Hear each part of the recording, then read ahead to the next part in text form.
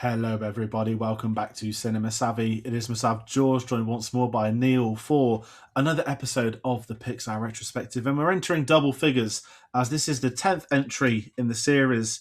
We're, of course, talking Up, released in 2009, directed by Pete Docter, and probably a film we're going to talk a lot about music and maybe tears and a lot more today because this is one of, I want to say, one of the big ones, which there's a lot of them with Pixar. But this one feels a little bit different. This one is looked at differently. I think fairly held under a different microscope, would you say? Yeah, I agree. There's something about this one that it's such a standout moment. I think because it is tonally so different to what they had produced up to this point that it just people think about Pixar and then they get to Up and it's like, oh yeah. It makes people stop and think for a second because I think you instantly connect with that kind of prologue at the beginning and you remember how different it was when you first saw it. Yeah, I feel like I've gone really intense on the opening. That might be a record, most intense opening intro ever. No, I agree though. It's been an exciting one, and I think when planning a series such as this, Up has been one of the big ones where I'd like. I'm allowed to say this. I like to get a good guest on, and not only that, I don't want it to be. You ended up with get three, four. You can get 3-4 people talking about Up, but it's not going to be the easiest of conversations, maybe for some people to talk about. And I just thought I want to handle this one a little bit differently, which is strange of me to say. I'm literally doing my thoughts out loud now, but we are still maintaining the usual Pixar Retrospective. We'll be talking about a lot of different things. And where I'm going to very awkwardly segue away from already is anybody watching at home, I want you to comment your thoughts on Up, particularly the score, your memories with it, clearly the opening sequence, if that's what people want to talk about, your thoughts on the rest of the film, because I will add, not much is spoken about past the opening. I guess you could say nicely. Yeah. There's going to be lots of dissect of this if I'm raised. And Neil, I felt bad I haven't even introduced you properly. Neil from Get Your Comic Con, who's been on the channel many times. Everyone knows who I am by now. But this is it. We're recording lovely on a Wednesday cold evening in January. Not as cold as previous weeks, but is it the right time of year to be watching Up? Who knows? And without ado, I feel like I'm scared to talk about it, but I'm not. I'm gonna have to get into the IMDb plot synopsis. I got the songs playing in my head already. 78-year-old Carl Fredrickson travels to South America in his house equipped with balloons, inadvertently taking a young stowaway. I've got nothing to say on that, but I do have to talk about our memories of this film. Yep. Do you want to go first, or shall I go first? Because mine may be different to other people's. I've been racking my brain about this. I don't know. I must have seen it at the cinema, but I don't remember seeing it at the cinema. I just remember my feeling of seeing it for the first time. I couldn't tell you where I was. I couldn't tell you who I was with. I remember having it on Blu-ray, so it must have been one of the first kind of Blu-rays that I probably bought. And it being a good old chunky, like it's got a DVD, it's got a Blu-ray, it's got a disc of extras, and it's got a digital code in it kind of days. So the old Disney movie awards, which were actually great. Yeah, so I remember kind of around it, but I don't know where or when I saw it. I'm in a somewhat similar boat. So I spoke about it on the last episode for anyone curious, and what it will be different on next week's. It's Toy Story 3. On the what was it also the Ratatouille video? There's been a few. Ratatouille, Wall-E, Up are in this weird little trident of. I was not arrogantly too old, but I was at secondary school, but early secondary school, right? Yeah. Where you're at that, like, I don't watch animated films anymore. Yeah. Not trying to be cool, but you just genuinely didn't.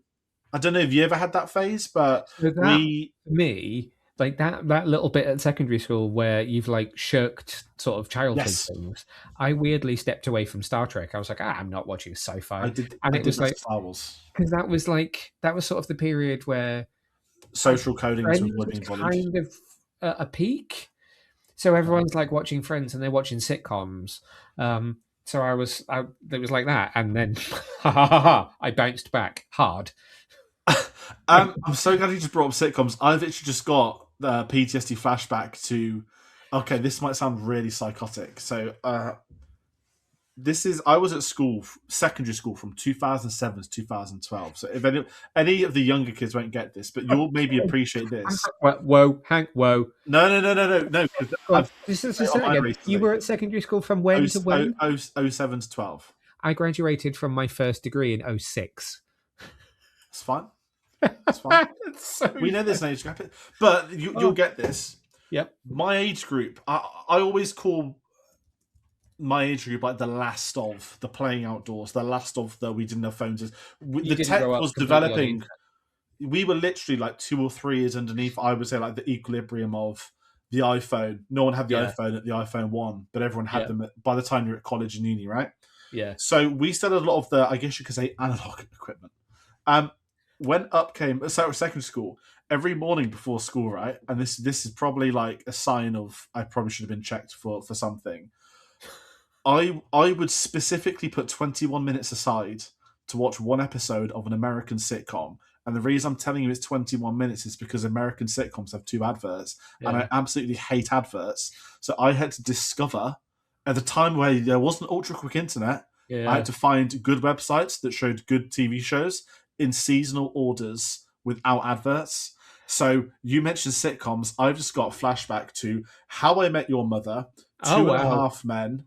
Okay, I did Friends when it was actually live, so that doesn't count. South Park, I did that properly when I was at school in order. I watched that as a young kid. And every day before, and I'd have memories of tying my shoelaces, watching the screen. Really psychotic in a way. But that was my, because I wasn't looking at Star Wars, because it Yeah. was you'd have got bullied if you said you watched Star Wars. So I'm in a similar boat. Sorry to go on a sideways trajectory, but this will be a reason I didn't watch Up. I went to the cinema for Toy Story 3, I'm and I'm sure. not joking. I When the Toy Story reckon I must have seen it in the cinema, probably in Edinburgh, because it was when Martin and I were first together. It's probably one of the first things we saw together at the cinema. That will have been a fun I, experience. I haven't even seen it at the cinema. This is it. I think I saw it in like basically before Monsters University. I caught up. I was at college, so I was at Yeah, film doing studying film, and I was on that catch up phase, right, where I'm watching things like Jurassic Park for the first time. I'm yeah, catching up to like big film stuff. yeah, And a few of my friends were really into like not animation, but they were into film, and they were all old. Everyone was older than me at college. I chose to do A levels at the age of 16 because I didn't want to do it at my secondary school. So everyone was great because where I lived, most A levels at college were older people wanting to retake a year, so it yeah. was much cooler. Um, and basically, I ended up watching Up, Wally, Nice. before Monsters University. I don't have the specific memories. I didn't even know about the culture around Up. I didn't know about the Oscars. I knew Mm. nothing. And I knew there was a film with balloons. That was it. I didn't know about the opening. I No, didn't know it the was. legacy.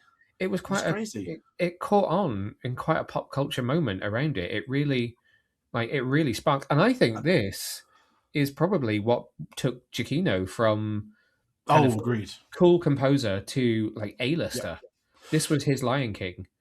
Is this Like, around the time Lost is finishing as well, maybe? yeah, Because that was when it I was will at be, school yeah. too.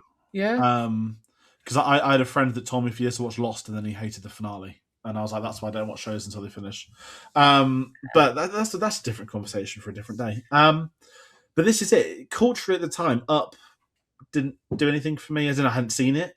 When I watched it, I liked it, and I can tell you when I started to really understand how big this film was. Lost was I 2004 to 2010. So Alias had so, finished. He'd been doing Lost. Lost was kind of winding up, yeah. wow. So he's about to basically blow up onto the mainstream with Ghost Protocol and a few other things since. Yeah, because he'd done TV for a Uh, while. He'd done Alias, he did Lost, he did 6 Degrees, he did the first season of Fringe, um, before handing over to Chris Tilton. Um, he did Alcatraz because he was sticking with J.J. Abrams. He was basically doing all the bad did robot Mission films. Impossible 3, didn't he? Yeah, he comes on to, and then, so Alcatraz is 2012. He doesn't do TV again until he does one of the short treks in 2019. So he Oh, disappears from wow. TV completely for the better part of a decade, because he just caught on to film then. Fair enough. And we give him his own proper section later. That's going to be Yeah, exciting. But our for friend Michael. well, this is where I'm going to go. So I was very fortunate in having a ticket to. I've seen Michael Giacchino live twice, Mm, both at the Royal Albert Hall. The first time round, I believe, was in 2017, and it was his 50th birthday. and the Albert Hall put on a huge, which is a lot for a composer. It was Yeah. like Michael Giacchino at 50, literally a concert celebrating Michael Giacchino's music. When I say everybody turned up, Yeah. everyone turned up. Pete Docter, J.J. Abrams, This is the concert, right? This is Matt the Batman Reeves, moment. where Matt Reeves proposes and says, "Would you like to compose the Batman?" Yeah. Yes. I probably have a photo on my phone. Actually, I probably do. I think I absolutely do. And it's all these directors, Gareth Edwards. Everyone Yeah. came out to intro Okay. their suite, and Giacchino didn't even compose a lot on the night. He did one or two suites where he wanted Yeah. to compose, but it was leading up to it and heading into that event. A lot of people talking about Up. And I was like, I saw it once. And at this point, 2017, I'm more into my films. I know Yeah. Up's got a bit of a rep. And he hired a quartet to play Married Life. And the Oh. moment it started, you could just instantly hear a lot of people crying. Yeah. 2018, I think this is now. I think it's 2018 because I've just had a bit of PTSD. Loads of people were crying. I was absolutely fine because what killed me, which is why I remember in the year now, the Planet of the Apes suite, which hasn't Yeah. been illegally recorded on because very deep story. Which oh god, this is going to be the emotion episode. When one of my dogs died and we had to get him put to sleep in 2018, I was listening to music in the car on the way, knowing it's the last trip, and the final song from War from the Planet of the Apes came on shuffle on my playlists. So now War of the Planet of the Apes, which is one of my favorite films, which is an unbelievable trilogy, I Associated with. associated with that, and I can't Yeah. watch the film anymore. And when I didn't think he'd do Planet of the Apes at that Yeah. concert, but he did, and I was I was like the one person weeping to War for Planet of the Apes. And I think I rewatched the films during COVID, and I was very upset, and my mum had to like comfort me, which is kind of embarrassing but cute. So that's Not how I at all. know it's Not at all. 2018. Yeah. Or was it 19? It was one of them. No, definitely 2018. Because 2019, his second concert was with, oh dearie me, David Arnold, which was great. From Oh Sterling wow. Score. Okay. They had like a little jokey banter against each other. Yeah. They're like basically just great franchises, but they're in costume pretending to fight and stuff. Sorry to go on a tangent. So that's my history with Up. This is the second ever time I've seen it in full. Really? Wow. I've listened to the score a lot. Yeah. I've seen a lot of the clips, the obvious sequence, but I'll be honest, I didn't have the desire to go back to it. It's funny, isn't it? Yeah. So I watched it over the weekend, and I logged it obviously on Letterboxd, and it's the first time I'd logged it on Letterboxd because it did the whole first viewing, and I was like, no, this is not my first viewing, but it must mean that I've not watched it in 4 or 5 years. And yeah, I love it. I do love this film, and I do love the music, and I do listen to the music quite a lot. And this being you and I, as soon as the music just came up, I was like, I wonder if you can get it on vinyl. I've done. Yeah, I was going to have this chat later on. Mondo. There is a Mondo version for around Okay, £60. I need that. But it is, yeah, there are. It's not one that I gravitate back to watching all that much. I think just because it is, yeah, that it's not the second half of the film, although I don't enjoy the second half of the film as much as I enjoy the first half. It's the, oh God, I've got to watch those first few Yes. minutes. Yeah, no, that was it. So I watched it on That's what it Saturday. is. I had to proper like brace myself. Like I went and got I got my dinner, started eating it as the film started. I was like, right, can I get this done as a distraction before the end of the opening? And I still cried. But this is Yeah. it. Like it's the film is rooted for the opening, and if we dive into a little bit of the behind the scenes. Because I think the core of it, we're probably going to talk even more about the music later, which is great. Because I think this would be probably the most soundtrack heavy episode. Yeah, I think that's the thing that stands out the most Yeah, is the music. 100%, and rightfully so as well. I'm going to say Yes. very carefully, but Pete Docter came up with the concept in 2004, and I hate the original name. I don't know how this was Helium. even an original title. Heliums. It'd be like a code name for like a film in production now. It feels like a code name, doesn't it? Can you picture the poster with the word like helium? It'll even take the S off. Like it doesn't work. No, it doesn't. And I get it, balloon reference, but yeah, it feels very much. That feels very much like a working title. And like, how many films have up one of the most commonly used words probably in the English dictionary? Not many films with a 2-letter title have been able to transcend the meaning of a word, which is a bit of a English lesson on the impact of this film. But yeah, there wasn't as much behind the scenes. So what I did know was Peter Docter wanted the protagonist to be an elderly man. That was known from the get go. And the challenge for Pixar, the challenge for the story and the writers was that they needed to have this film not affect children watching, because ultimately Pixar is at this point bought and owned by Disney. It's under the Disney Yeah. umbrella. They're not going to make an animated film for adults that cannot encompass the child market, Yeah. especially if we just say it, a film about grief, which this really is. Yeah. Um, so they had to make some changes to the story, and this was been quite wild to read. Originally, let's just say it, he was going to be suicidal. He I wanted still to think join he his is. wife. I thought this too. Like he kind of is in a nice way, but the whole logic of bringing in South America, we get to talk about Venezuela context a little bit later That's a on as funny one well. watching that right now. I know, but they had to tone it down of him wanting to join his wife. So they had to really set out the logic of, right, he's going to go down to South America. He's had this adventure planned his whole life with her. This is where he needs to go. Whereas I think before it probably still would have been similar, Yeah. but I'm guessing it just would have been a little bit looser on the. I can imagine like the nuances would have been different. Like I want to be with her versus I want to be where we wanted to go. Because there's certain things like if you are really trying to force like everyday human real world logic onto it, you've got no electricity, so even if there's food in the fridge, that's going off. Yeah. You're not going to live. If he wants to be on that cliff, he is going there to die. He is not going there to, go and find a corner shop or start living off like leaves. He is going there to die.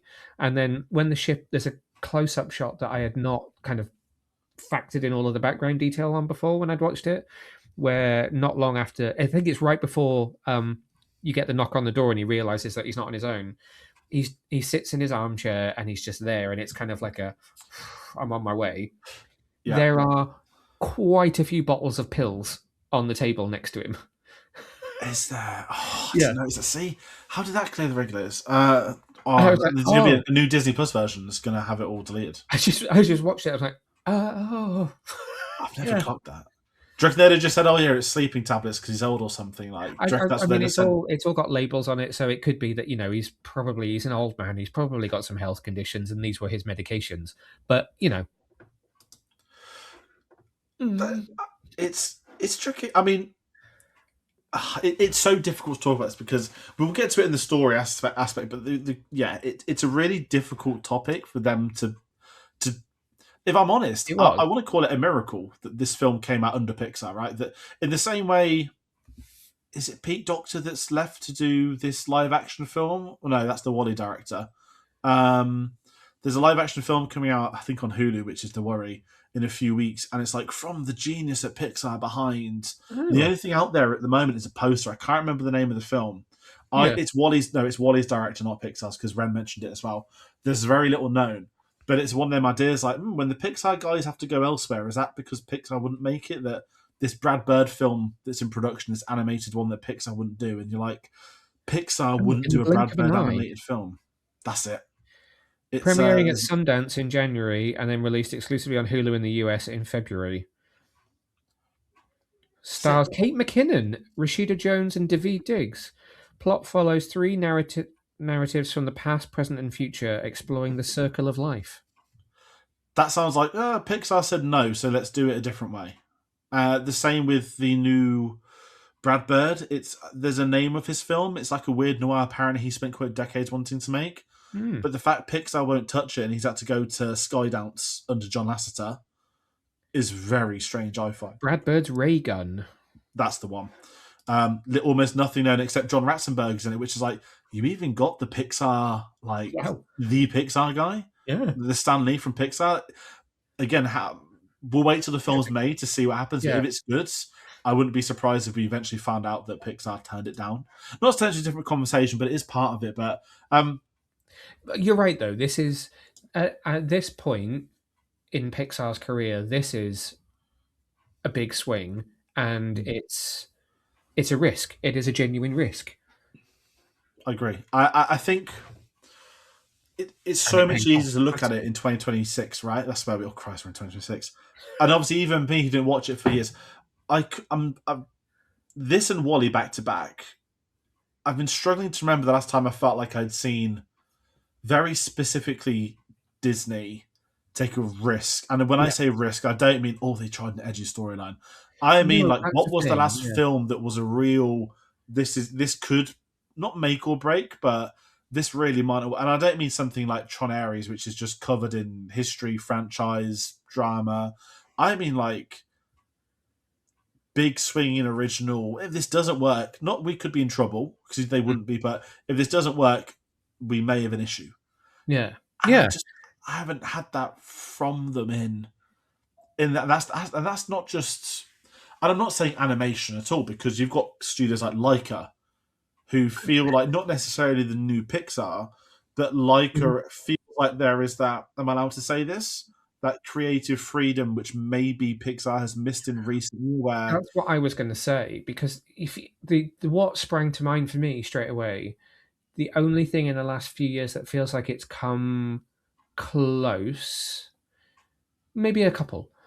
The one that sprang to mind was Luca, yes, and that got okay, we were still slightly in pandemic era, but that got moved to Disney Plus, and there was a narrative around that it could you have were been about something starting to else. see so much pushback in the social media bubble Yeah, from the kind of I'm going to use the word. I don't want to use the word. incels. The anti woke brigade.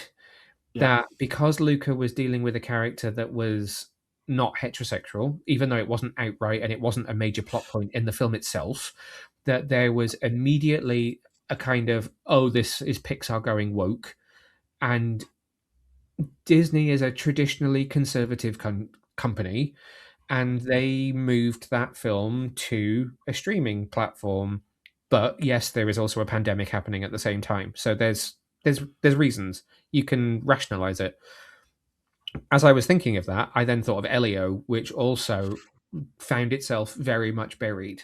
And it feels like now, when they take some kind of a swing, they're too conservative to put it front and center like this was, because this was everywhere. yes, Like the trailers were everywhere, the marketing was everywhere. It was Pixar's next big thing. Pixar doesn't seem to get pushed as a big thing anymore, yet it did for um, Inside Out 2, which is quote unquote safer. and it's ironic because you can't do Inside Out 2 without having Inside Out 1. Yes. Like it wasn't going to be this juggernaut that because Inside Out 1 was that juggernaut, it made it so much easier to do 2. And where we're going to go in a few years is when Incredibles 3, fair enough, that's more of a franchise, you get it superiors, but Coco 2, really? That's the one I look at and I'm just sat there like, A, what are you going to do? B, Yeah. that's going to be easy to market because everyone loved Coco, but Yeah. what's the next one? And And again, Coco did something slightly different. That told a quite brave story that touched on grief in a way that was approachable to children, and children could watch it and understand it without being heavily impacted by it. But now we just seem to be in this position where you don't do that and put that out in a cinema and put money behind marketing it for people. You're almost, it's almost like there's a bit of shame around trying to do something that informs children about the world that's outside their window. Like all they're doing is telling you what the world is like out there, and you know that there are things out there that are not as easy to deal with as some of the shiny happier like magical fantasy stuff. It is, yeah, it's interesting. Although now I'm suddenly realizing how much of Disney went through a period of trying to deal with grief, because you had, Soul. yes, Yeah, that's a light subject. Another COVID one. Um, but this is it's tricky because we've listed a few. I mean, Turning Red by default is an original film. Isn't as you know what you mentioned with the anti woke as well. They all went yeah. for Turning Red. I was Sorry to like, bring that up. no, but it's like it's a film that I was fine with it, but I'm not the audience, and I know I'm not that target audience. But when like grown adults are fuming at children's animated films about life, Mm, I'm always a bit, huh. But and the would. problem with that is that then leads to Toy Story 5s, which I'm not Yes, going to criticize that's Toy exactly what I Story, was going to but say. Yeah, I'd happily have another 5 Toy Story, sorry, to be that guy. but then Onward as well. Onward is another one. Two brothers Yeah, that have lost their father. Um, and yeah, now it seems like we don't do those types of stories. We play safe and repeat the things that we've already done. And Pixar has become what I see Disney as when I was a kid, which is, oh, cool, The Little Mermaid was in the cinema and was really successful. There's now 5 of them on video. Oh, Aladdin's in the cinema. That's amazing. There's now 5 of them on video. yeah. Um, and that seems to be Pixar is now the first one does really well and it's in the cinema, but then suddenly there's sequel upon sequel upon sequel upon sequel, and it just seems to have become what Disney Animation Studios was in the like late 80s, early 90s. Agreed. And I think without knowing the politics, Yeah, yeah, we don't know what's happening John, internally. I'd say, I mean, Steve Jobs passed away in 2011. Yeah, And at that point in time, he was a Disney shareholder, but he was still involved at Pixar. But he'd still be like Wally. He allowed them to use all the Apple sound effects, stuff like that. yeah, John Lasseter going in was it 18? Did he go when the stuff came out? yeah. I understand why he went. I also think at that point, in one of the other high ups at Pixar left in the years that have followed. Might be the person who's doing that Hulu film. I Yeah, forgot his name, but I don't think this is just speculation. You're owned by Disney, and the guys that were there when you weren't owned by Disney are going one by one, and there's one left. yeah. Which is going to That is, happen. That's just the life cycle of the business. yep. And I'm looking at Lucasfilm, who we're recording this several weeks in advance. So for the millionth time recently, apparently Kathleen Kennedy's on the way out because Yeah, that article comes out almost biannually at this point in time. Um, and Filoni supposedly is going to be one of the 2 people that takes over. And I've always said that people have got some very valid criticism of the time in charge, particularly with the sequel trilogy. But as the years are going by, it's becoming more apparent. Lucasfilm wanted to make Hunt for Ben Solo. Disney said no. And what happens when you take out the uber successful film producer of 50 years worth of yeah, experience, history, and success with varying box office records, yeah, Spielberg, Oscars, yeah. and not That to pick on experience Filoni. Yeah, disappears, and then it becomes easier to put pressure on to make the thing that yeah. makes more money or is safer as a And project. Disney will have more power to say yes and no. Like, not to pick on Filoni, I do like him, but as the example, it's going to be much easier for Disney to say no to Dave Filoni than it is Kathleen Kennedy Yeah, about certain things. yeah. And I I think think Pixar's gone through it. yeah, it sounds like we're being harsh on them, but really, if you've just put it in a nutshell, if you zoom out, this is just the way that Hollywood works, and it's the life cycle of a studio. It's a Yeah. studio that tried to do something different, was founded on doing something different, did it so well that everyone wanted a piece of it. It fell in with the bigger studio, as these things always do, and then it just goes through this life cycle where the people that built it up move on as they naturally do, and then it's that awkward teenage years of what happens now until the next great creator comes along that wants to be involved that ends up part of it. A Bug's Life 2 is the answer. I'm joking. The only one that doesn't get a sequel, apparently. Sorry about that. I We will bring probably it up need to every actually time. tackle like those first few minutes of this film. It's going to be like the Oh, elephant in the room. I know. We're going to get there. We're going to get there. Because I'm going to talk about the animation for this Yeah. before we get to story. Context, Venezuela, hooray. Not hooray, I didn't mean it like that. I just mean awkward. Awkward to talk about and flirt about. Well, we know what 12 side you fall on artists. politically. Christ almighty. 12 artists were sent there for 3 days. I want to I make a joke saw like this in that. your notes. That's really Um, interesting. I love that they did that. they did it a lot. So we had a big discussion on Ratatouille, right? They went to France for a week. To quote, they did fine dining every night, and I was sat there like business expense trip. I was going to say business expense trip. Yeah, Like, there's no way LA doesn't have top French restaurants, right? Considering when you look at but they're Ratatouille, not in Paris. well, this is it. Like in Ratatouille, they don't even really go around Paris. There's like one scene with a couple of streets, and Venezuela is obviously, thankfully not getting sent there for 3 days now. That'd be different. But they would basically go around the mountains, sketching them, the creatures, That's designs, amazing. ideas, which I really like, and I like this, and I feel this is what I've enjoyed of the series is that as Disney's got, maybe some people criticize that Pixar moves into too many humanoid things. but the evolution of this series went from, oh look, there's new groundbreaking technologies, to we sent the animators diving for a week to learn how to do fish. And it's like they're equally having a lot of fun probably doing that, and it is inspiring. It's not quite rats in the studio kept there for a year like Ratatouille, which is a bit gross if I'm allowed to say it still. um, but for this one, they were sent there for inspiration, and the huge revelation for me, which is obviously noticeable, but I've never spoke to anybody about, probably Mm. why, because it's so niche, but Carl was animated and stylized differently to all the other humans in Pixar. Yeah. Now, it's really obvious when you look at him, but I'd never really put two and two together to make four. Okay. Um, he has obviously a square head, square legs, He's almost like a Minecraft character, if I can say It is that. very. It's very proto Minecraft, isn't it? Yeah, and it's all to design the house. It's to be in sync with the house because of Yeah. the shape of the house, and it's so obvious looking back. I think because I've never put up under the microscope, right, and I've never really done a full Pixar, like watch all of them. I'm so glad they have done this, because of course he looks completely different to every. Even in this film, he looks different to every other human character. Yeah. Um, Yeah. He does.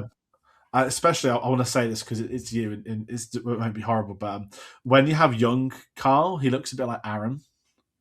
Hell yeah, he Um, does.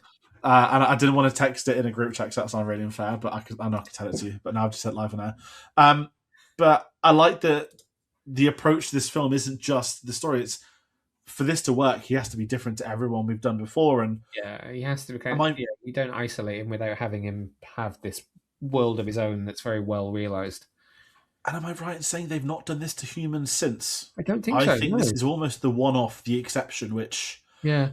I quite like. I like that it is a little bit different. But do you have Yeah. any thoughts on Carl on the animation style before we have to talk about the story? So when I first saw it, it didn't jump out to me that he's perceptively different, but he's just lovable, curmudgeonly old man different. It's not like you look at him and you think, oh, he doesn't look human, or he looks so heavily stylized that it doesn't fit with Russell or any of the other human characters. He just he's such a standout character that I think it just works. It just helps him stand out in a different way. Yes, agreed with you on that one. And I think the Russell comparison is important too, because you have them together. And Pixar Yeah. haven't really done dogs at this point in time as well. No. So I think you've got the dog in Toy Story 1 and 2 off the top of my head, which was obviously Oh, of different in course. Yeah. scale. Yeah. Different in scale, because to them it's this big thing, but to these we get to see dogs. And I'm going to say, as someone that's owned, I say 3.5. We've had 3 bulldogs. My sister has the one I'm calling the half because I'm like the third owner. I love seeing bulldogs represented. Yeah. British. I have to clarify these days, not to sound woke. British bulldogs, not the ones that go around for drug dealers massacring children. British bulldogs, normal bulldogs. Yes, they're always the villain in these types of things, but Yeah. I still love seeing them. And I was like, whoever had to animate them did a very good job. There's always funny. Like, it's the wrinkles that's always done it for us. Like, there's Yeah. no 2 bulldogs that look the same. That's Yeah. always been our appeal as a family. No disrespect to any other breeds or anyone with other dogs. It's the individual side of it that I love from them. They're just outrageous. But yeah, I've put this off long enough. Let's talk about the story. Let's talk about the opening scene of the story. Let's just talk about married life. Yep. So when I spoke to Ren last week, we were doing Wall-E, and I said I've seen the criticism of Wall-E before, that it's a short film and it's downhill from there. And he said, "Isn't that Up?" And that wasn't his opinion of it, but he's saying that's what people say about Up. And I was like, "You're kind of right, I guess." But the problem, not a problem. It's maybe one of the strongest ever opening scenes in cinema, It right? is. Yeah. Because you're introducing new characters, a new environment, a new era. Like, you've got a child, a young, excited. How many Pixar films have we had where the kids are the leads, right? You'd be understandable to think, oh, it's going to be like an action little film. This kid's going to go on an adventure. Yeah. There's another person there. And then suddenly they're married, and we're going to have. I don't even know what you call it. Calling it montage was disrespectful. Calling it a short film is also disrespectful. Well, Like, I suppose it the, is like their life in a montage. it's married. Like, I know it's the name of the song, but like that to Yeah. me, everything fits into the song. It's not a music video; that'd be a horrible criticism. But this sequence has everything encompassed within life, and this is going to get Yeah. heavy. It's good. Like it is going to get heavy. I'm not going to cry. But everyone would have gone through maybe all of those, maybe some Yeah. of those, maybe a couple of those, or maybe none at all. But it's the most relatable I think a Pixar film has ever been. Oh, yeah. Um, and I think that is the impact that, just to say it out loud, they got married, they without knowing, didn't make it to having the baby Yeah. when she was pregnant. Obviously, that could be a variety of different things. To them never having children, to have never been able to afford to go on the adventure. Even Pixar making you laugh with their little, you got this one heavy moment of not having the baby, but then you've got them saving to go away, the car Yeah. race, little joke things. And then when it gets to the point they can do that, it's illness Oh, followed by death. it's, And I know that's a really horrible way of just saying it, but but it's so real. That's what yeah, makes it so daunting. it And is. the juxtaposition of that song, which is it's not even that much of a juxtaposition because when the song starts getting upset, if I'm allowed to, like the song is a character in itself. Well, this is It's the all thing, because there's joyous. no It's dialogue, bubbly. so it is all on Giacchino's shoulders to like emphasize what you're watching. Yeah, and it's when you get the first low note and Yeah. you're like, oh no, Yeah. and It's perfect. oh, it's it's perfect. It's emotional. It's upsetting. It's kind of beautiful at the same time. It is And I very think beautiful. it's what makes it essential viewing because there has never been a scene like this in a Pixar film. I don't even think I've seen anything like this in a normal film, let alone them Mm, trying to encompass an entire lifetime of two individuals in an opening 5-minute scene. mm, You spend one scene with his wife as a child, dialogue wise, yeah. before it becomes the montage, and the whole film. It's almost as if the film is the epilogue to Yeah. that, isn't it? That not in a Yeah. criticism, but it's really hard to talk about this. I'm just going to hand over because I don't know what I'm saying. No, you said it really, really well. It is none of it in isolation. None of it are things that you haven't seen in a film somewhere before. Like, seeing a couple meet for the first time, or seeing a couple who meet when they're young, who then spend their lives together. So that's not new. Seeing someone get married on film, again, not new. Somebody having a miscarriage is not new.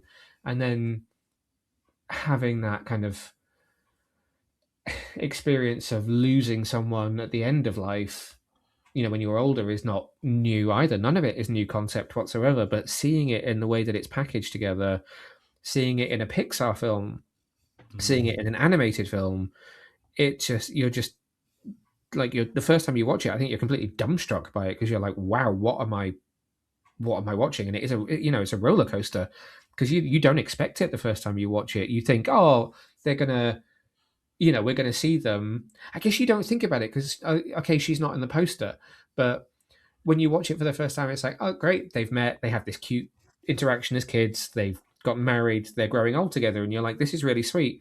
And then yeah, you get the first low note in the music, and you think, oh god, she's not on the poster.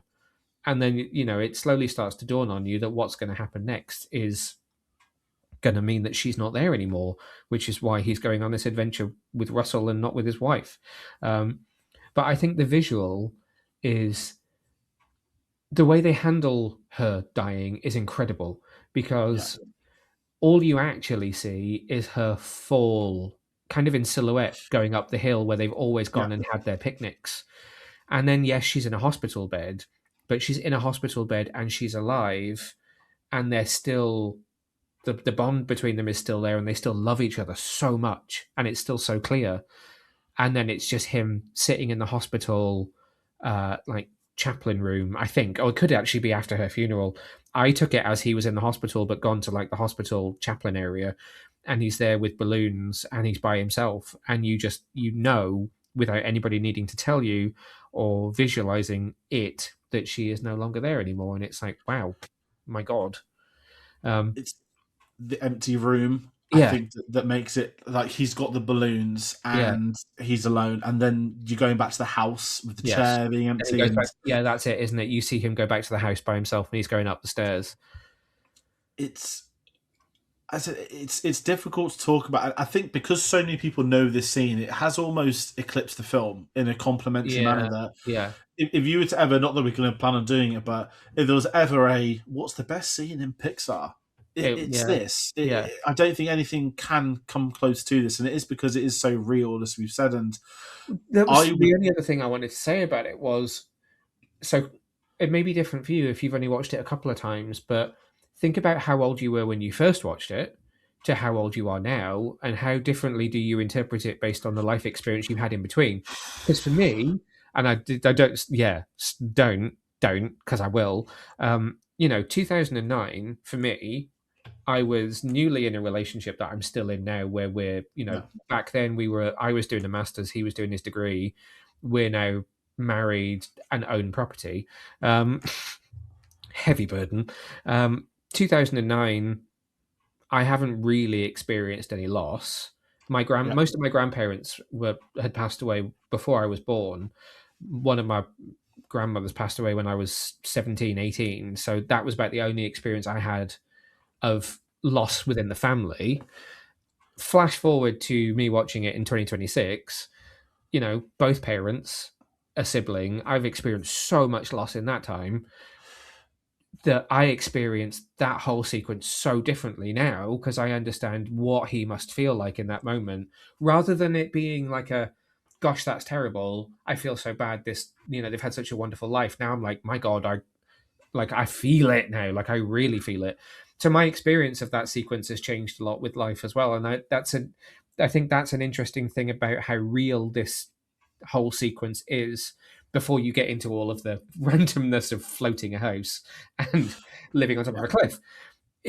It's the kind of sequence that means something no matter where you watch it in life and will change every time you watch it because of what you will have experienced, whether that be things that are directly in it, whether you've tried to have children and you haven't, or you've grown older and someone has passed away that you were, in a relationship with. There's so many things that can happen that will change your experience of that moment. And I think that's testament to how strong it is. I agree. The different perspectives of different. It's hard to follow because as you said, everyone's going to have their experience with this. Exactly. Yeah. I've always said this. We were very lucky with loss in our lives as a family. I think I can get this personal on a video. If it's one, it's this. Yeah. Sorry, I just went And full on there. no, Don't no, no, really no, have no, to because speak I up. want it. 20. Let's say it was 2012, right? My great nan's still alive in her 90s at this point in time. So we were very lucky that the side that where we had passings was like grandparents, my mum's side, not my dad's. And I can't go into that, but I ended up with 4 granddads on my dad's side too. So there's that. I've spoken to other people about that's a different conversation. But 2026, I Yeah. can rewind the clocks back even 2 years ago, and I say our family's still been very lucky that the great grandparents passed away, but I've still got 1 out of 4 granddads, which is again very lucky that not most people have 2, maybe 3 at a push. 4 Never is, knew is, either of is mine.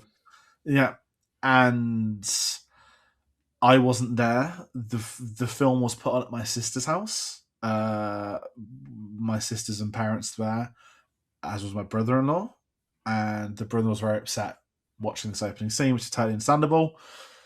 I wouldn't know within the 2 months that brother-in-law would pass away. So Yeah. anyone on this channel that knows why I dipped in 2024, that's clearly why. And we went to the Lego store in July of 2024 with both my sisters. We went for a nice day out in London of the 3 of us, just to try and get out. And obviously, Lego Store London, one of my favourite shops. What's one of the first sets being advertised? Lego Up House. So obviously, I nearly put it on the shelf because I do have it, but well, the sister that lost her partner was obviously upset, which is understandable because we've all now got the memory association of Up to the brother-in-law, mm, and that has now an added effect on top of this opening scene. But then the other sister bought the Lego set, and That's the first Lego set she ever bought. She built it, and she keeps that in her house. Yeah. And that sister, so a different sister, I've got two sisters. That sister now has baby on the way Yeah. for March. So it was quite. I'll be honest, it was quite difficult putting the mentality down to sit down to watch it. Yeah. And I knew I'd have to confront it, and that's why I'm very happy I've got you on this, because we spoke. Everyone else said If on stream anybody about understands loss, it's me. it's. I don't mean it in that way. It's No, I more know. I like know. who can I have that chat with where I'm Yeah. comfortable to say stuff on a stream, right? And Yeah. this is going up on YouTube, so sorry to turn this into therapy trauma. Go and watch Hamnet, he says. But yeah, the scene is it's perfect. Like It is. It is. it's a struggle to move on past it, because can I be the guy that says this? The next hour and a chunk is very likable, but it's not the same caliber. And I understand it's not the same caliber. There's still so much to love. There And is. Yeah. even seeing old Carl, you're kind of with him, because you mentioned a property, and I'm jealous of. Especially in this country, it's an absolute challenge for anyone trying to get a ladder. Very jealous, very envious, but very happy. That's the key word, happy. You see a nice Greenland area, and it's all industrialised with shit new builds. So I'm sat there like, go on politics, Georgia 2026. Go on, Carl. Don't sell the house, because Yeah. I don't Yeah. know if Yeah. you've Yeah. had it. I know you're London, and I'm not. Where I live's become very. Is there a bit of green? Let's build on it. Build on Like it. it's Yeah. become that. And there was not a farm. There was a house on an estate by me where I'd gone at walk lunch breaks, and the person that sold the property till 10 years after everything was built around it. And I was just sat there like, I hope they held on for a good amount. Yeah. And all I could think of is up. Like, Yeah. were they just coming by every day when they're building it, like expecting for him to sell? Yeah. Um, I think it does that. All of that you get before it as well means that when you get to the point only a few minutes later where he hits the guy that knocks over the mailbox, like you don't kind of cheer and be like, yes, curmudgeonly old man, smack that child down for trying to get in your you get way. it. You get Oh it, my though, don't god, you? even that is heartbreaking, because you just think, oh no, because you just know that he's then going to be resigned to probably losing everything that he loves that he has left, because he's lost everything anyway. The house is all he has. And so when you see that guy and his head's bleeding, it's just like, oh no, oh, like I can't take any more at this point. They know what they're doing, and that's what they're so good at. And they nailed the entire script for this too. Like, I know I sort of made a backhand comment about what comes after, but Yeah, everything about Carl in this is the build by up is default. perfect, Yeah, absolutely faultless, absolutely faultless. even up to the point of the balloons going, where you meet Russell, and it's that kid who's just reading the script, and the old person doesn't want to be. I've been the old person that doesn't want to be bothered by someone knocking at the door, and you understand his mindset, you understand his approach, you understand what he's been. And the fascinating thing is they never give you a timeline as to how soon after Ellie's death is where we are. Could it have been years? Yeah. Could it have been months? And the very important key of them not showing ever the outside of that house to know, were they gradually building this over years, decades? So I like there's a bit of ambiguity, because then you do get hit. So even the sound design of the noise of when he opens the door and it's all just building estates. There's new builds. There's people walking with kids. Yeah, It's his entire scenario is understandable, and I don't know if there's anyone on this planet that dislikes the balloons taking off scene, but it feels some of the most like. Again, the score's going to play a big part of this, but it's that sort of charming adventure that I don't think Pixar have had at this point in time. As in, at this point in time being 2009, I don't think Pixar has had the adventure cycle feel. Like, WALL-E's not exactly an adventure film; it's a phenomenal film, but it's not that joyous. Let's go on an adventure and find out what's waiting for us. That hasn't really been done, if I can say it, since maybe a Toy Story 2 or Monsters Inc. Because they've been so. Finding Nemo is hardly joyous as Find Your Kidnapped Fish son. The Incredibles is superhero film, a lot of fun. Ratatouille is rats cooking food. It hasn't had that simplistic adventure film, and you understand the happiness Carl has in that, saying goodbye to everyone, everything. And I love where it goes with the story of him going on that adventure to go away. where the film, and it never loses me, but where I think the film, if I'm allowed to say, the struggles is once you actually get to Venezuela, that there's this incredible idea, this incredible story. They clearly know exactly what they want to do for the opening, what they want to do for that entire opening act, not just the opening scene. Yeah. And I think they know absolutely their intention for the final scene, the final moments of the film. Yeah. I just don't think They knew. the Yeah. middle is difficult to navigate. And where I kind of go with that, I don't mean to jump on it, but everything about Charles Muntz I just don't care for. I Yeah. love No, the I agree with you. dogs. I agree I with you. love the I love the dogs. I love seeing Yeah. them. I like the fact they can talk. The approach to the dogs was we wanted the language to be what do humans want to hear from a dog, but what would a dog say to a human? Apparently, that was the approach of how the dogs would talk to one another.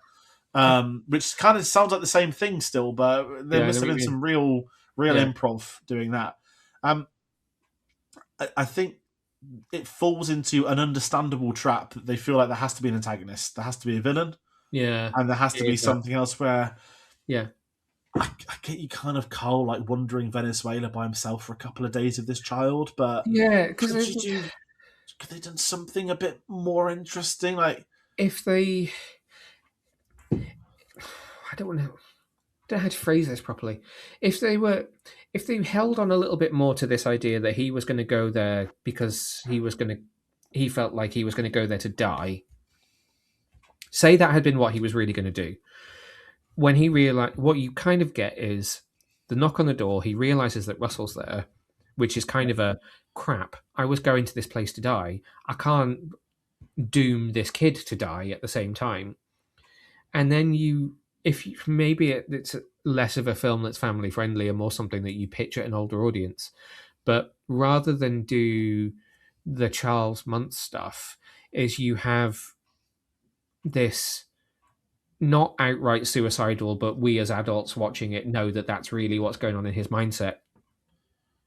Guy learning to live again through protecting this child who he's accidentally kidnapped and needs to get home to his family.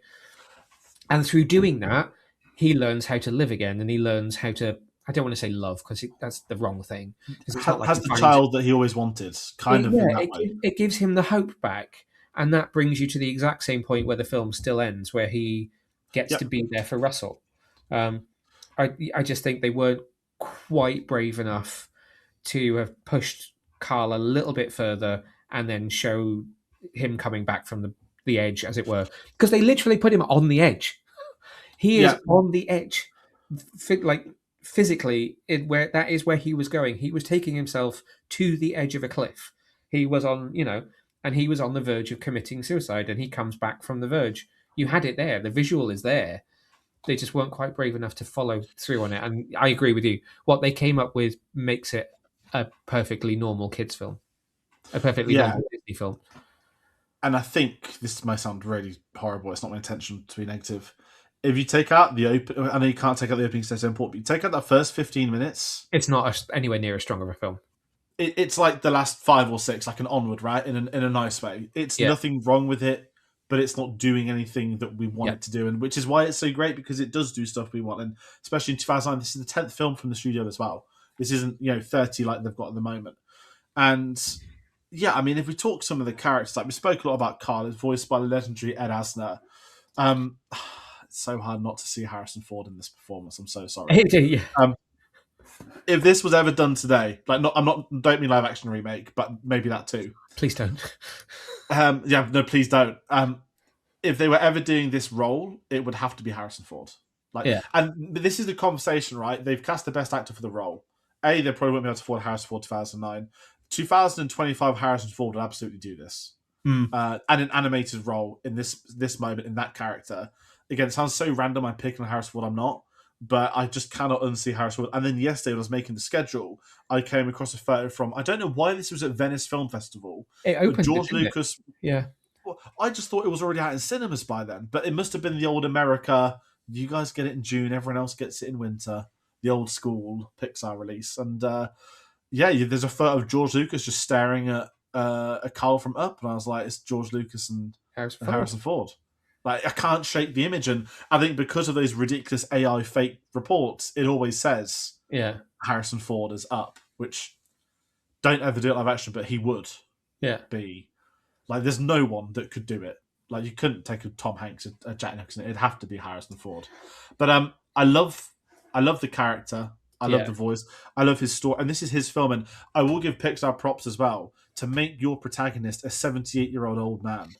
That probably wasn't easy to convince Disney either. And again, I don't think, scanning off the top of my head, that's really happened as much. Like, Nope. you've got Soul, which is a middle-aged normal Jamie Foxx, but you haven't really had that elderly approach in a No, you nice. really Not that you haven't. have to have old people, but it's kind of like there's a, if they ever did a film about an old person again, what's every single person going to say? Up, Yeah. It's right? going to get compared to it. Yeah. Right, and so we've not spoke about Russell. I've got really careful to talk about this. Mainly because my sister's got a friend that I call Russell. Um, Voiced by Jordan Nagai. I don't know how that's pronounced. Have you seen Jay Kelly on Netflix yet? I have not. No. Okay, that's fine. It's not a spoiler. Um, an actor goes to an audition, Oh wow, he's and not really done anything else. Sorry, I was just looking at no, what else he'd done. Yeah, it's fair. A lot of the young boy actors I tend to find voice actors when yeah, the voice breaks, it stops.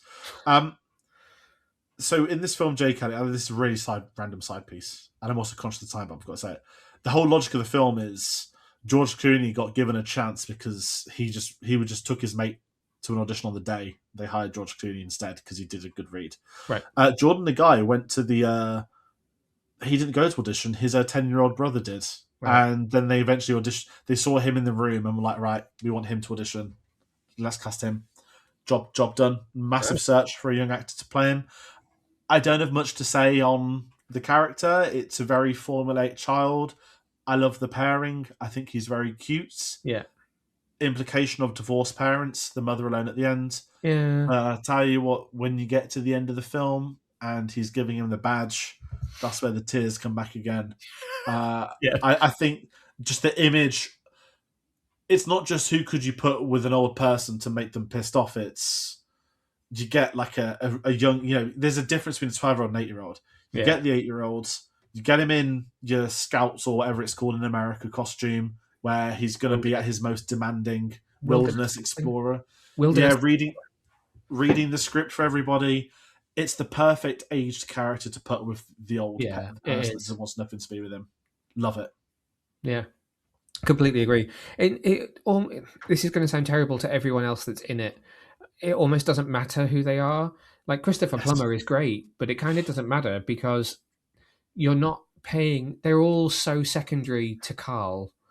Russell is the only one that really is kind of indelible in the mind when you've watched it because they're so like best pals by the end. But really, even the voices of the dogs, any of that, it all fades away because it's all Carl's emotional arc is what really matters. None of the rest of it Yes. really matters. And I think That's not to that take away from anyone's performance because they are all great. They're just great at lifting Carl up and making sure that Carl's story gets told in the way it should be.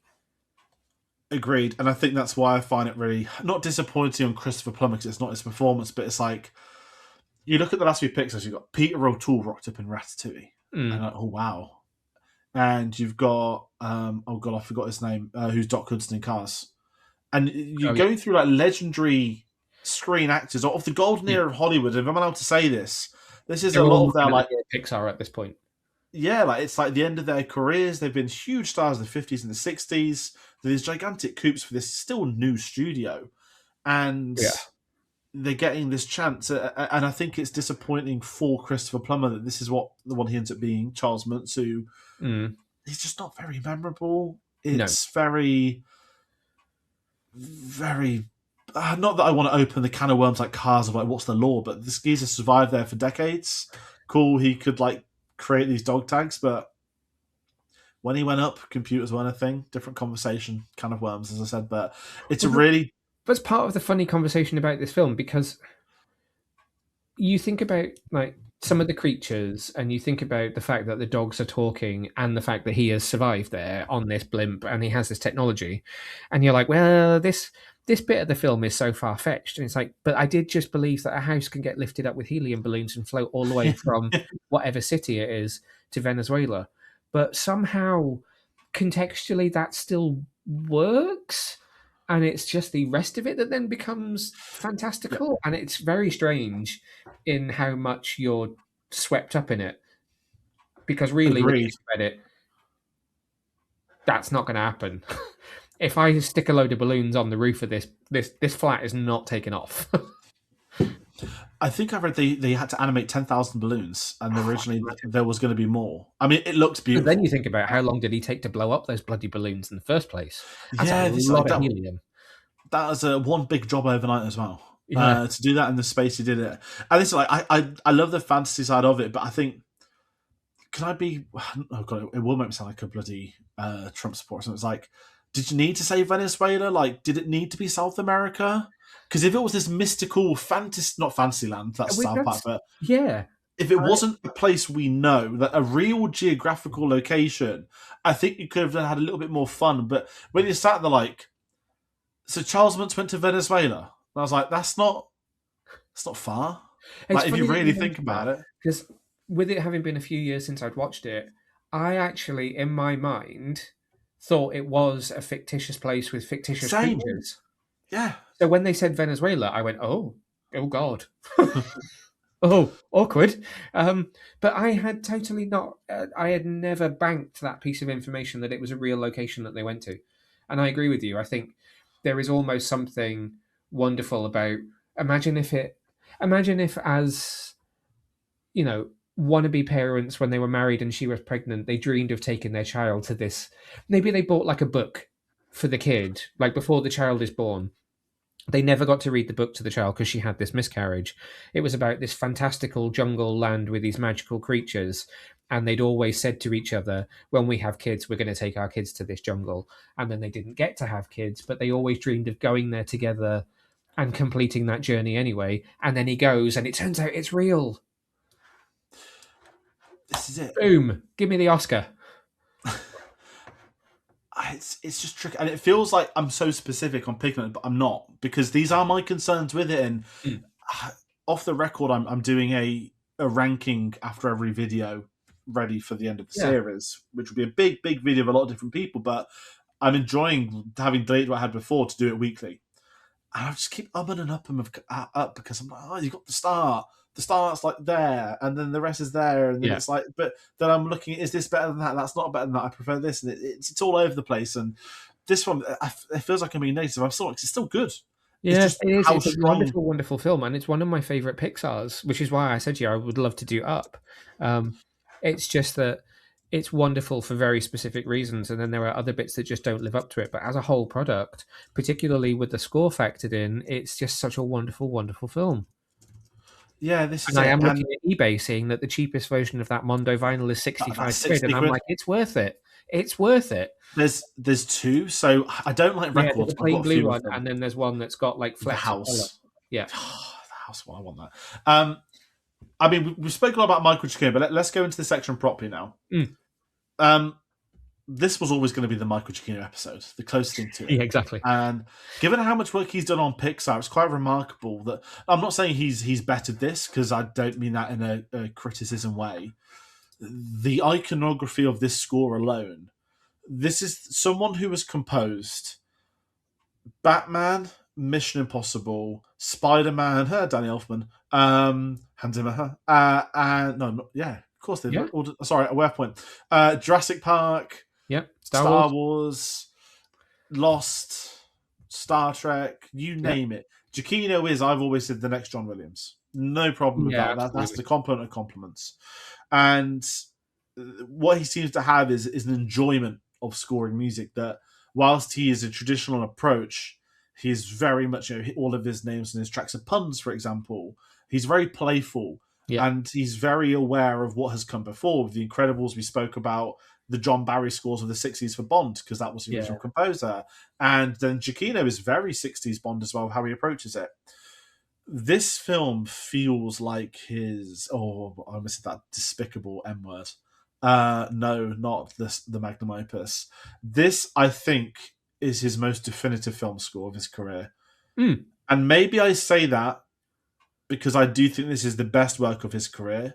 We'll talk about the Oscars later, but he so obviously won the Oscar for this film yeah. because there isn't anything like this. You look at old Golden Age of Hollywood films, right, where it is brass, it's trumpets. No film sounds like Up. It isn't. I'm not saying it recycles scores because it doesn't. Some people may say Giacchino is influenced by others. John Williams hasn't got a film like Up. He's composed No, everything under the sun, yeah, it doesn't. but it feels so delicate and so individual that I don't Yeah, think anyone else. In the same way, I look at Ludwig Göransson, who I think is absolutely maybe the best working composer at this point in time in Hollywood, and that's a big compliment. Some of his scores I couldn't have ever seen anyone else do. yeah, I'm looking at Sinners, which yeah. is current. I'm looking at Black Panther still from 7 years ago, which I Yeah. love. Uh, Tenet, I'm a big fan of that, and Oh, obviously the Odyssey, I'm such a brilliant excited for. score. The Odyssey prologue score was. This is that kind of approach that no one else can do what I'm doing. Hans Zimmer has done it many times, with Dune is his most recent examples. I think this is that for Michael Giacchino, and he won the Oscar, and he deserves all the praise in the world for this. And we were at the same event in London in April when he said, I don't know if he said it was the highlight of his career, but he said that the time he went to Disneyland for the first ever time, and not the first ever time, but the first time he heard his music playing there. Yeah, I can't remember what the origin was, but did he say that that's when he realized he'd made it, or that what might have been the biggest accomplishment of his career was yeah. going to Disney and hearing his music? Yeah, I'm assuming it was Up, but maybe it could have been The Incredibles. it could have been Probably incredible. one of those two. I think Up, maybe still. Yeah, I mean, But your thoughts on the score? Because we've spoken about him so much already today, but this is his section, and I don't think he's better. I don't think Pixar's had a better score than this either. no, I totally agree. I was just trying to buy Tenet on vinyl. Oh, I found that out recently. I'm very lucky I pre-ordered mine 5 years ago. Wish I'm going to have to try and find that. Anyway, yeah, I think I agree with you. There are Giacchino scores I listen to more. The Batman, Star Trek Into Darkness, but London Calling. this is exactly London Calling. Incredible piece of music. But this is his finest work. Like I said, this is his Lion King. This took him stratospheric. Yeah. This made him a household name, and won him the Oscar, as you just pointed out. And yeah, I agree. I don't think Pixar has ever had a better score. I'm not sure any animated movie has ever had a better score. It's incredible. Bad pun. It doesn't sound like anything else of its era. It sounds like something nostalgic and almost like it's from really early days of film even having music. Yeah. It's something like classical and timeless, and yet it's really original. It kind of defies expectation in a way. This is going to sound really weird now. For what it does for the story, it to me is similar to Danny Elfman's Batman Returns. But if you Yes. like, I'm sure I talked about this when we've done a Batman film like retrospective at some point. But like when I watch Batman Returns, I don't recite lines. I hum the score. When I watch Up, I hum the music to it because it is so iconic, and it elevates the story in a way that scores don't do in every single film. And I think it's when you get the perfect mix of composer and story that they just get it, that it just takes something well beyond what it would be if it was another composer. And that's what he did for this film. It just is incredible. No, I'm with you, and it would win that Oscar, rightfully so, and it is It so cherished. deserved it. I wonder what else was it? Do we know what it was nominated against that year? What else would have been 2009? 2009. Did The Dark Knight get a nom? No. 2009, 2010 Oscars. So the nomination Maybe Avatar. in 2009. Wait, that can't be. Is that right? 2010 No. Oscars for Oh, unknown it'd be films. 2010. Yeah, of course. Oh, that's Right, it's up against Wally. That's weird. No, it's not. Right. So Best Original Score nominees in 2010 were Alexandra Desplat for King's Speech, John Powell for How to Train Your Dragon, Ooh. A.R. Rahman for 127 Hours, Trent Reznor and Atticus Ross for The Social Network, and Hans Zimmer for Inception. And what? No, Well, The Social that's the year Network. after. That's the Yeah, year after. I was going to say. That is. I mean, that's still a great year. The ones you just listed, I'm going to say, yeah, by the that's an way. amazing year. And then it Right. tells me that the year before was won by Slumdog Millionaire. So Hold on. Google is not having a great moment right now. But Right, I'm there we go. I've got it. okay. 2009. Yep. Sherlock Holmes, Hans Zimmer. Fantastic soundtrack. Okay. Hurt Yep. Locker, Marco Beltrami. No memory of that. Fantastic Mr. Fox, Alexandra Desplat. Okay. Yeah. Avatar, James Horner. Yeah. Up, Michael Giacchino wins. Isn't it funny how those names just keep coming back in the same nominations? I know there's not a Oh, huge breadth of people working in this area, but when you think about the big names, the only one that's really broken into it in the last few years is Giacchino at this point and Goranson Lawrence. now. I know. And Otherwise, you're still seeing Alexandra Desplat being nominated. You're still seeing Hans being nominated. there's a very high chance that Ludwig Göransson is a 3-time Oscar winner next month, at the time this video coming out. Yep. Let me be even more arrogant. There's a very good chance that in 1 year's time, Ludwig Göransson is a 4-time Oscar winner and one behind John Williams, who won 4 by like the late 70s, which is insane. Wow. Wow. I mean, we've spoken about this. Let's talk the legacy of this film. Because Yes, this Traitors is about to start. you've got trailers, I've got football. This was nominated for 5 Oscars. Best Picture, It's being incredible how many it got. Best Picture, the second ever animated film after Beauty and the Beast, which there's only been 3, and you'll find out the third one next week if you don't know who that is. Best Original Screenplay, Best Animated Film, Best Score, Best Sound Editing. Of course, it won animated and it As won expected. score. I'm so happy it won. I think this is the first Pixar film to win Best Soundtrack. Might be the only Yeah. Pixar film. I need to double check that because in my head I'm looking at Soul, scanning Soul because that was Atticus Ross. Maybe I could be wrong. I don't think that did actually. But it would also then gross $735 million off a $175 million budget. The 6th highest grossing film of 2009, which is still fantastic for a film this subject theoretically. That I don't think it's your traditional big summer blockbuster. Isn't as big as Toy Story 3 is going to be in a year's time, but it's still massive. But where I'm going to go with this before we get into final thoughts, because we've got both hours on the clock. I think I know the answer.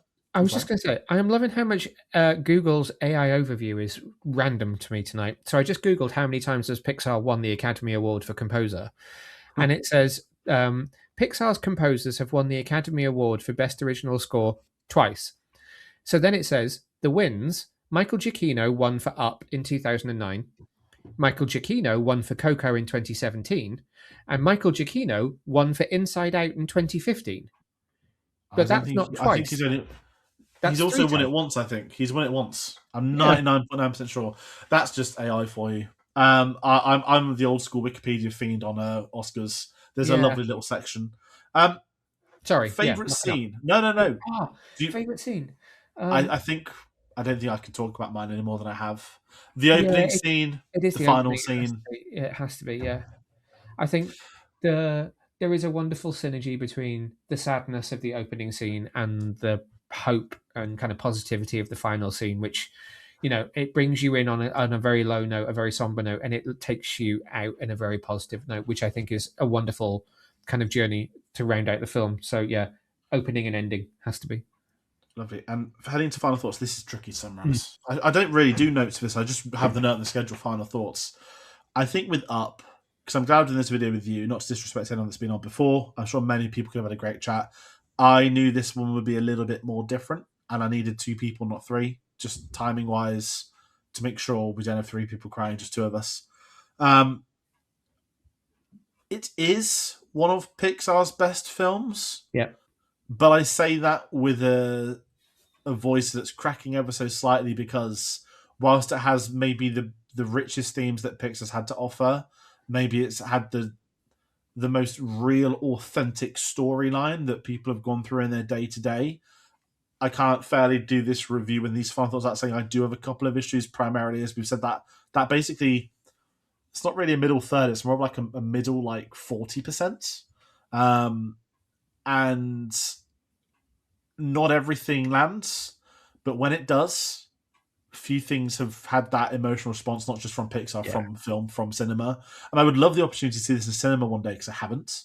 I don't know if that'd be a good If you thing or a get that bad chance. thing, Yeah, but ultimately I get to win because I've heard this played live at a Michael Giacchino concert. So sorry to snobby that almost is. I everyone. mean, that's amazing. That's and Pete Docter coming out with balloons as well.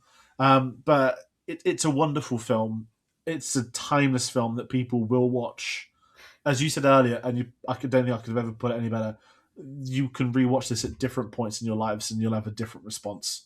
And I think that's the takeaway from this: that this earns its place amongst the history with animated film, Yeah, with cinema, it does. and it will live there. And I was about to say I'm so glad Pixar haven't touched this and made a sequel. I, on principle, will not watch the awful without even seeing it. Carl's First Date. I'm sorry, but no. I'm so glad. Like Wall-E, there is a definitive end, although Ren actually pitched what would be a great Wall-E sequel. But that's my final thoughts on Up.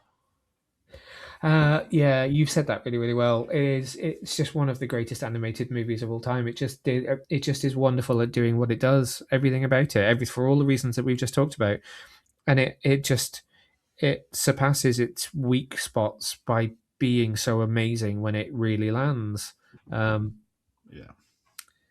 Yeah, and I would never want them to go back and tell any more story. Watching it this last weekend, because you get like a little snapshot in the end credits of photos of kind of what happened next. They go see Star Wars. Yeah, they do go see Star Wars, but then when it does the last image and goes to just the normal scrolling credits, I was like, and then they died, because he was an old man, so that is the next thing. And then I was really sad because I was like, oh, well, he wouldn't be around now 15 years later. And probably Doug is not around now either. Oh, I didn't even think of Doug. That's unfair. No, Yeah. I didn't know how do all these dogs survive. Like, not to be that guy, not to extend this episode, but lots of questions. But I was sat there like, if there was ever a sequel, is it going to be like Rocky Balboa when he just it's like follows adult Russell and he just pulls up a seat to the graveyard? Like, oh no. Or maybe one day the sequel will be about Russell in his older days. That would be sweet. That would be the way to do it. Would be how does it impact on who Russell is when he grows up and is older?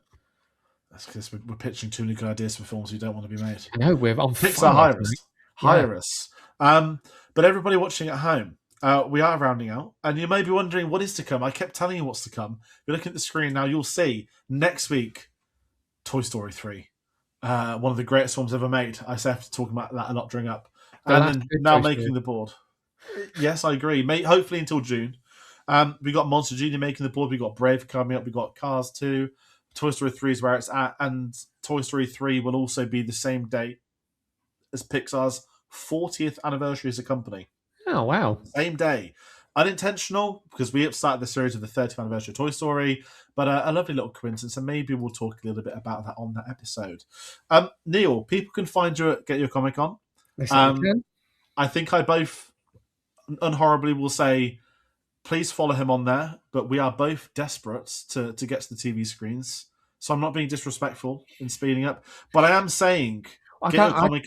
You were going to probably... I was expecting you to say, like, what's coming up, and then I just realised that by the time this goes out, I don't know what's coming up.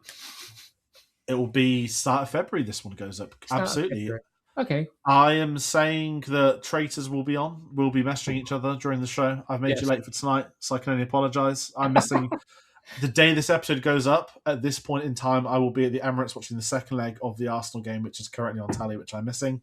How about that for time travel, David Tennant? But yes, everyone, follow Get Your Comic On. Neil, it's been a pleasure as always to have you on. Thank you so much for joining me. This one's been a bit more difficult. It's been a bit more emotional, but I've been able to hold it together. So thank you for that. And the Michael Giacchino fans out there, I hope you enjoyed this basically mini half Michael Giacchino podcast episode. Yes. So take care, and we'll see you all then.